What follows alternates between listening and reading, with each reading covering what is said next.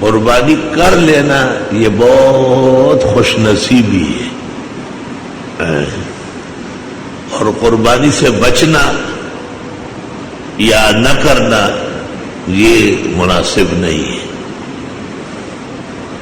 بہت سارے بزرگان دین غربت اور افلاس کو دور کرنے کے لیے قربانی پکڑ لیتے تھے۔ یار توفیق تو نہیں ہے، لیکن غربت و تنگدستی ہے، تجربہ ہے کہ جو قربانی کر لے اللہ اگلے سال تک اس کے قرضے اتار دیتا ہے۔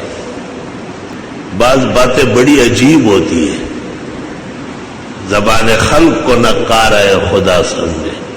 میری یادداشت میں گائے کی قربانی کا حصہ 8 روپے آتا تھا، تو ہمارے گھر میں سب سہولتیں تھی، وہ قربانی نہیں کرتے۔ میں نے کہا قربانی کرنا چاہیے۔ گھر کے بڑوں نے پہلے تو بہت سختی کی، اور جاہلوں میں مشہور ہے کہ کیا قرض لے کے کریں گے، حالانکہ قرض لینا واجب ہے۔ زکوٰۃ کے لیے بھی قرض لیں گے، فطرے کے لیے بھی، قربانی کے لیے بھی قرض لینا چاہیے۔ جب سب چیزیں ہے اور اس وقت رقم نہ ہو تو قرض لے لینا، کیا فرق پڑے گا۔ بہرحال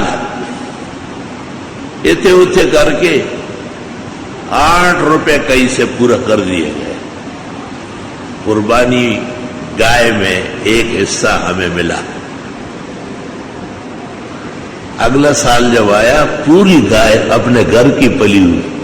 والد صاحب نے کہا وہ تیری عظمت کو سلام ہے، تو سچا طالب علم ہے۔ میں نے کہا بابا ہمارے بزرگوں نے ایسے گپ مارا ہے، وہ تو بڑے پاک لوگ۔